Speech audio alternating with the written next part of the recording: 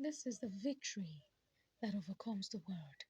I want to welcome you to this special edition of our cast, and I want to actually take time to appreciate everyone who was taking time to listen to us, to move along with our programs, giving us listen ear.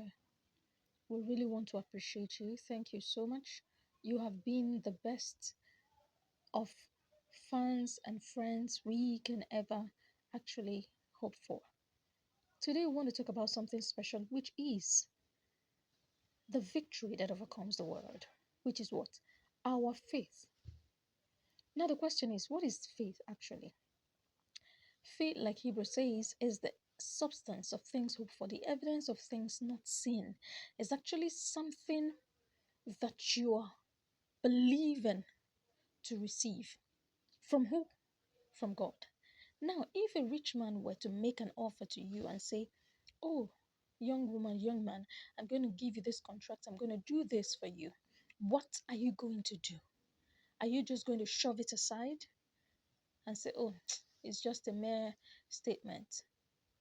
Now, one thing that will always make your heart to go back to whatever they told you is their capability, their status, their affluence, what they represent. That's the same thing that happens to every child of God who understands that God created those men whom we believe so much in that they're able to do what they have promised. He is the one who created them. So if they can keep to their promise, how much more God, the one who has made his word clear to us, and said, I will do this. Now, it's easy to actually feel, oh, because I don't see God, so it's not real. It happens. But the truth still remains that God is real to us. Acts 17:28. Acts 17:28, I repeat, talks about we living, moving, and having our being in God. Now, it's easier to always hold on to what we see. But when we're told that this is the victory that overcomes the world, it simply means even though we cannot see God, our solemn and firm trust in Him is able to keep us, preserve us in the journey of life. So all we need is to trust Him firmly. How does this happen? One, we understand ourselves. Who are we? Who am I? We're created in the image of God. We are not anything less or anyone less. God made us in His image and likeness to be like Him. So it shouldn't be a question of, I don't think, maybe I just evolved from somewhere. There have been so many hypotheses. There are so many hypotheses as to the creation of man evolving from certain classes of being into human. And the question is, if it's true that man was created, if it's true that man was created or evolved from all of these persons or beings as they claim, how did it happen? How did it happen? Who gave man that or that being the knowledge he now possesses as a man, to which we are holding on to claim, oh, that man was formerly a whatever, like they call it Homo sapien erectus, whatever class of animals or class of beings. Now we must understand that God made us in His image and likeness. We are humans created in the image of God. And then we must also understand the capability or the personality of God. He is the creator of everything. In Him we live, we move, and have our being. He is our source. He is our life. And so when we understand this truth, it makes it easier for us to hold on to His word. Yes, certain times it may not be easy, but the truth is God remains unchangeable. He doesn't change. Rather, he changes what? Situations, just as we call him.